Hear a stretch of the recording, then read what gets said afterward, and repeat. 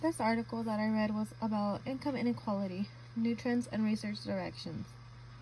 So the main idea was that income inequality has been rising since the mid-1900s. The way that it was described before was just by looking at the rapid growth among the top percent of income earners.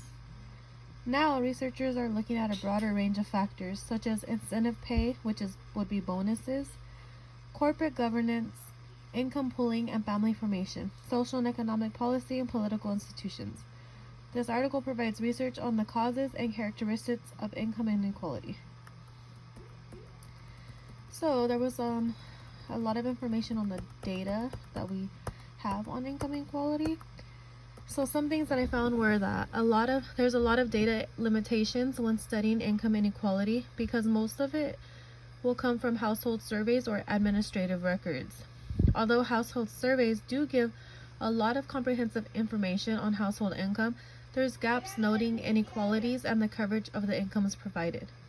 The survey is called the Annual Social and Economic Supplement of the Current Population Survey. It asks survey respondents for estimates of their market earnings before taxes and deductions from all their jobs in the previous year. Net earnings from self-employment are also collected.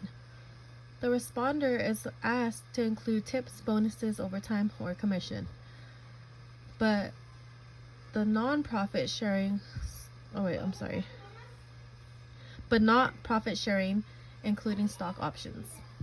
Some inequalities of these surveys would be that those with private pension earnings are collected separately, but some items are okay to be left out, such as employer contributions to fringe benefits, such as pension or health care plans.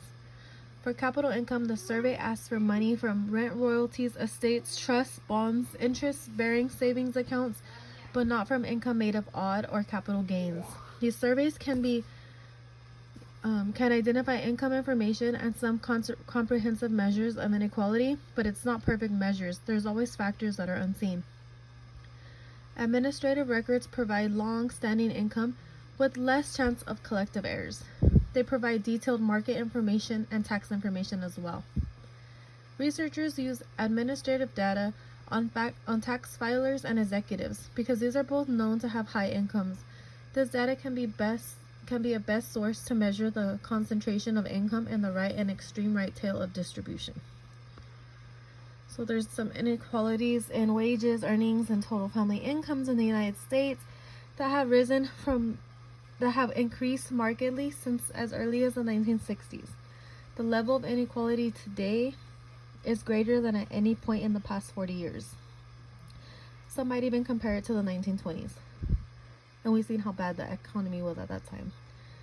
Not many are willing to agree on the details that these trends are due to discrepancies from sources on data measurements. Most common measures of income inequality are shares of income, percentile ratios, and summary statistics. When measuring based off of shares and percentile ratios, those provide a picture of income inequalities at specific points in income distribution, versus summary statistics measuring inequalities through the distribution and the sensitivity to changes in the tails versus the middle of the distribution. Okay, so income inequality still comes from earnings unequal, a significant portion of which in recent years is due to gains at the top. This is especially but not exclusively the case in the United States, some other Euro countries as well. In a study done on 15 countries, there was a huge variation across the countries of indicators of corporate structures associated with the 90-10 ratio of earnings that were institutional factors, but American CEO was still the outlier. The granting of share options to executives as an incentive to increase shareholder value report that base salary and bonus compensation to American executives increased threefold from 1970 to 2000, but that the average value of options increased from virtually nothing to $7 million, accounting for half of average total executive compensation in 2000. So in other words, by these executives buying shares of the company, it also extends like the unequal amount of pay because they're just making payment off of their base pay plus all their bonuses plus the company share as well. So it's always going to be unequal, the people on top to us regular everyday workers.